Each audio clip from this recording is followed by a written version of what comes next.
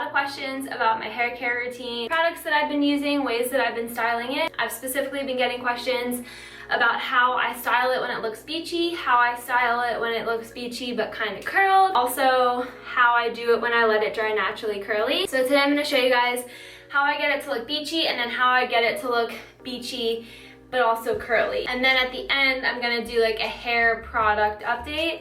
I use like all natural products, so I'm excited to share that. And yeah, I'm sweating in this robe, so I'm gonna go put a t-shirt on and then we will start. First things first, take my hair out of the towel, pretty crazy, and I just brush it. I do use a wet brush. Wow, it has a lot of hair in it. I recommend it. It's easier to brush through wet hair. But it actually is a lot easier and it breaks your hair a lot less. One note too on this is that this is how I get my hair to look beachy from curly hair. So like, I don't know if this would work if you have straight hair or like already beachy hair, but if you have curly hair, you should definitely try this because it'll probably work for you too.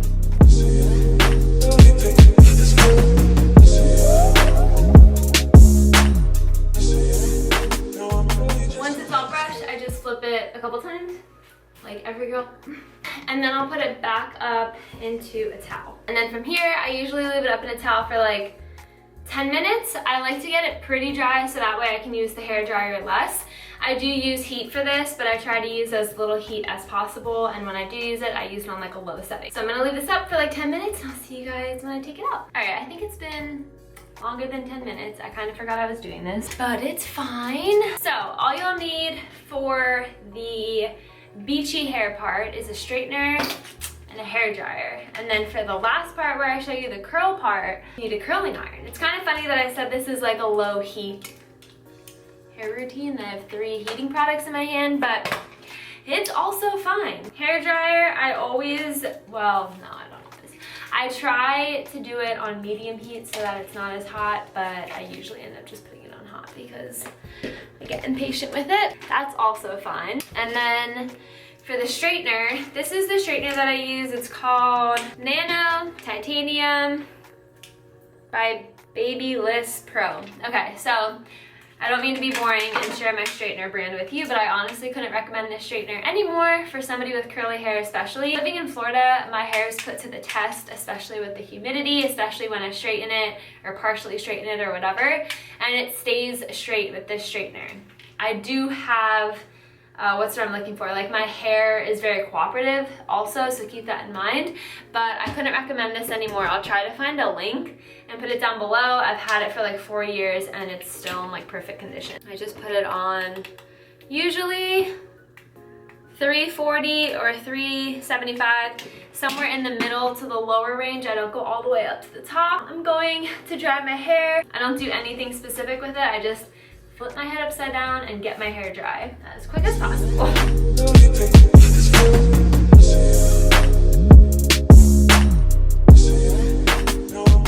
This isn't gonna be the cutest video I've ever taken, but it's fine.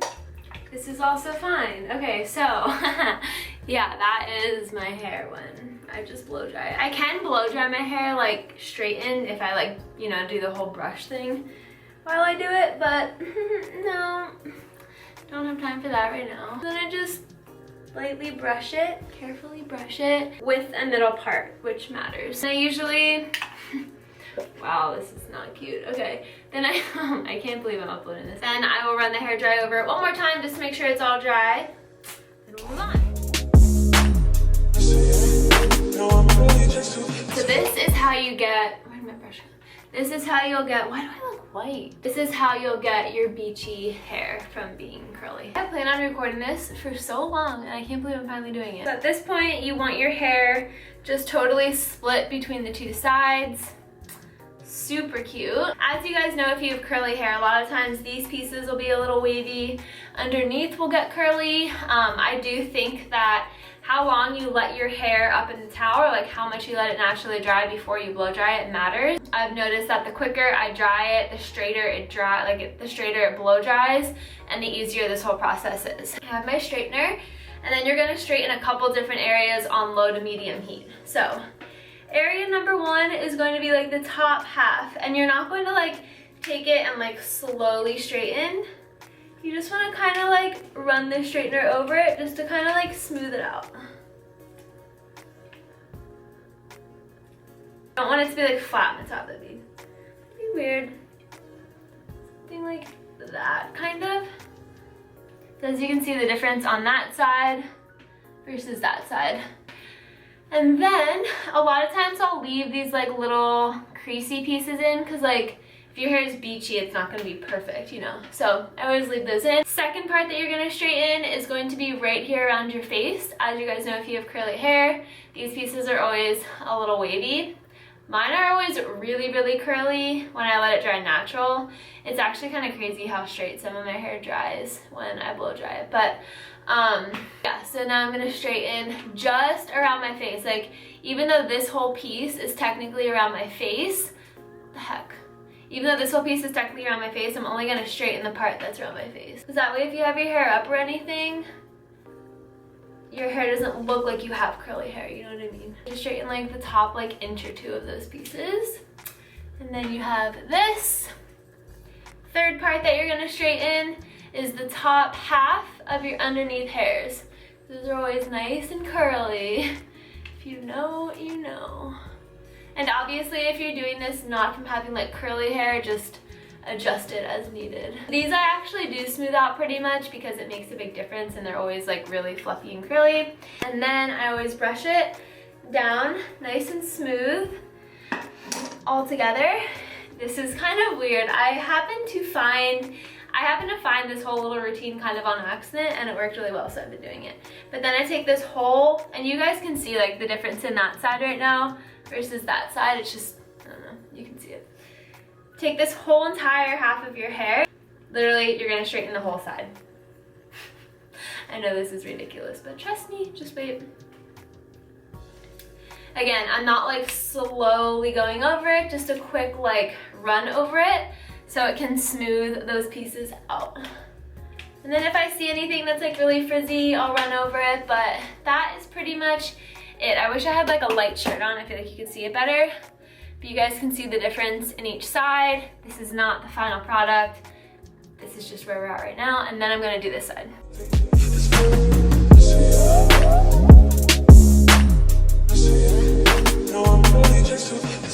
This is also why I recommend low heat, is because you are straightening your baby hairs a little. And you obviously don't want to use like really high heat on this. I'm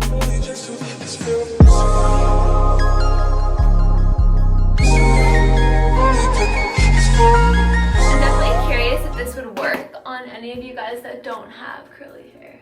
Obviously you wouldn't have to do every step, but I don't know, I'm just curious. I feel like it wouldn't work if you have like stick straight hair, but maybe like wavy hair step. Okay, so then I'll just kind of flip it, move it around a little, shake it out, let it cool off. I think that makes a difference. Brush it out. It doesn't matter if it kind of fluffs back up a little, that's fine. I make sure there's no pieces that I want to run over. And I usually will take all of it and go over the ends. This is just what I do, guys. I'm just sharing it. I know it's weird. Okay, so now we're going to like no heat curl it. And the reason this makes it look beachy is because you're not actually curling it. So it ends up falling out a little and then you have like beachy waves, which is such an accomplishment if you have curly hair because it is not the easiest task to go from curly hair to beachy hair. So you can part it for this part however you want. I like to part it down the middle so that way either side that I flip it to I have some volume, but if for any reason I'm wearing something specific and I want more volume on one side, I'll do this bun on the other side, so when I flip it, it has volume. And then I'm just gonna do a twist bun.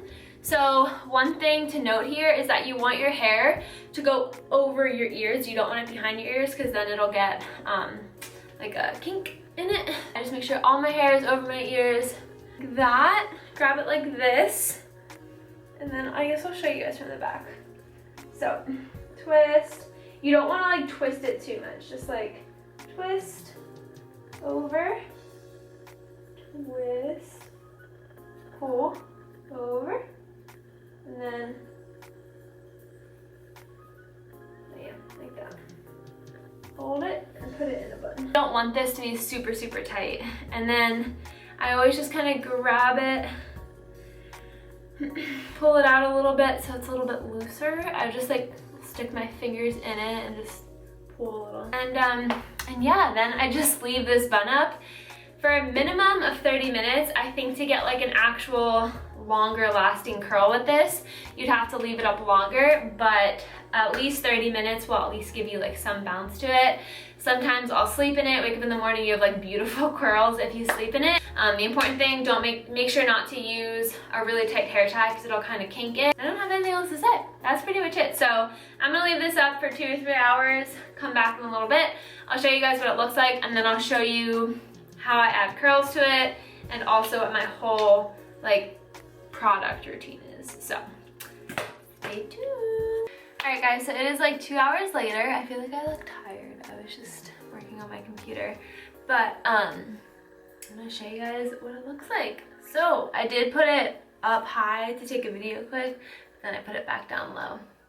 And I did not check this, so I always pull it out slowly, so I don't like rip it out. I kind of just let it fall out. And as you guys can see, it's like curled, like bouncy. Flip it around. And you have like, then your hair will be kind of curled like that. So easy. So minimal heat, not a ton of heat. And this will fall out a little because there wasn't any heat, and then that's when it looks like super beachy, because I feel like beachy hair is like fallen out curly kind of hair, you know what I mean? So yeah, that is how I get it to look like this. And then like tomorrow, I might like sleep on this, but then tomorrow if I wake up and want it to look like fresh again, I'll just put it in a bun for a while and do the same thing. Sometimes I'll put like a little water on the outside, because as you know, if you have curly hair, water will like cause the curls to like curl again. So that is, yeah, how I do it. And I'm gonna show you guys if I add curls like you see in these photos. Basically all I did was this, and then I used this curling iron, which looks like a 1-inch, what's this called, a rod, I think. Anyway, barrel rod, I don't know, 1 inch. Okay, so I'm just gonna plug this in so it doesn't go all over the place.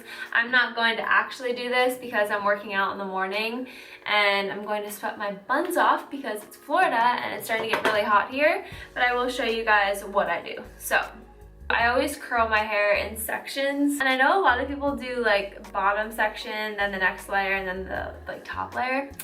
Yeah, that never worked for me. So one thing I will say about doing your hair like this, sometimes it'll get kind of stringy at the end.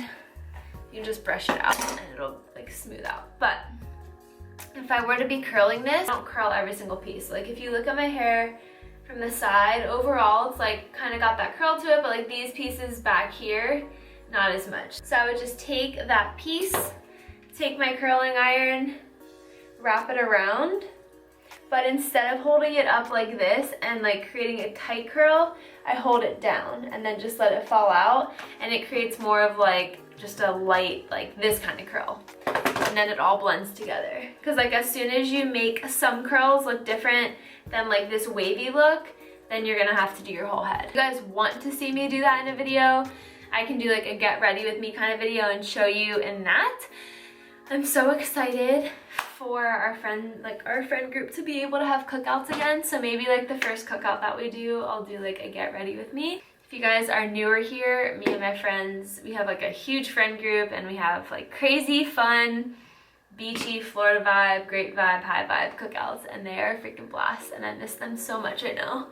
But yeah, maybe I'll do a get ready with me if you guys want to see me add the curls to it, but that is how I do it. Now I'm going to show you what hair products I've been using and liking. I do use like all natural beauty products, and I'm very passionate about it because it matters a lot. For me, natural would be sulfate-free, paraben-free, cruelty-free, vegan, and fragrance-free. it does all matter, and it's very important as a female to be aware of why it matters. I recommend the documentary called Stink on Netflix. Very eye-opening. It's about the beauty industry, the fragrance industry. It's absolutely crazy. The ingredient fragrance or perfume alone can have up to 3,000 chemicals just behind that one word, which is obviously not a good thing to be putting that on our skin, on our hair. It goes into our blood, through our skin, etc.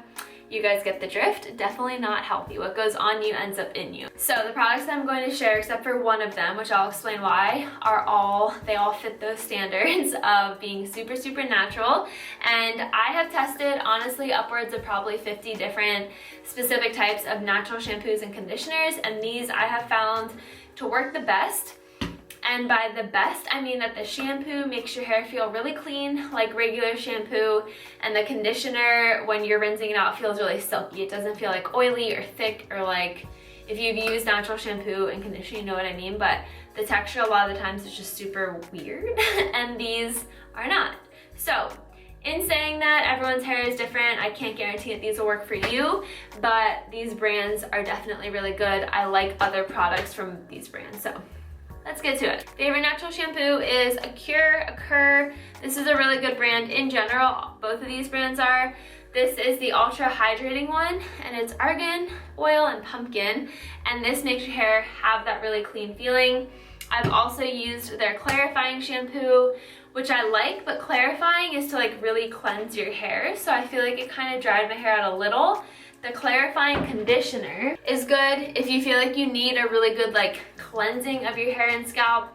This clarifying line, the shampoo and conditioner in general, is really good. So I recommend that. And then I also really like this conditioner from a Cure. So this is the combination that I've been doing recently. And this conditioner, when you're rinsing it out, actually feels like nice and silky and like that conditioner feel. You know what I mean? So this is the conditioner that I recommend. It's the Vivacious Volume, and then I have another one too. And then this conditioner is the Mega Moisture.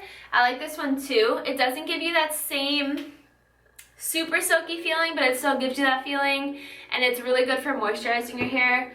This one's also good for moisturizing your hair. I love how this makes my hair feel, but yeah. Sometimes Target carries this brand, sometimes it doesn't. And sometimes Target has them on sale, like this one, so I would definitely check there. In general, with all these things, pretty much any health food store would have these. Whole Foods has all of them, or you could order them online. My other favorite combination is this shampoo and conditioner. It's from Andalou Naturals. I have used other products of this specific brand and have not liked any of them, to be honest with you, but this combination, the purple ones, I absolutely love. Same thing, the shampoo makes your hair really clean, conditioner feels really silky. Keep in mind, with any natural shampoo and conditioner, you're probably gonna have to use a little more than you would if it was like a regular hair product. The conditioner doesn't spread as easily, same thing with the shampoo, because it's all natural ingredients, so you do have to use a little bit more, but you get used to it. So, hold up. So this brand also makes a line of products called Canicel, which is hemp stem cell based lotions, shampoos and conditioners, etc. It's the same company, Andalou, but hold on. This is their like Canicel hemp stem cell line, and this shampoo and conditioner with the blue lid is also really good, also can be found at Whole Foods. And the last thing that I use, this is everything except fragrance free, but when I go in the ocean or in chlorine and stuff in the summer, my hair tends to get really knotty, so I keep this conditioner on hand. It's like more of like a regular conditioner, but still like vegan, cruelty free, sulfate free, etc. And it like pulls all the knots out. So I like to keep this on hand for that. But that is going to wrap up the video. I hope that you guys enjoyed this. I would love to see if you guys try this little hair hack. If you do, tag me on Instagram. I'll put my Instagram right here. I'll try to link some of these down below, and that's everything. So I hope that you guys enjoyed. Subscribe if you are new, and stay tuned for my life update video, which will be up in a couple days.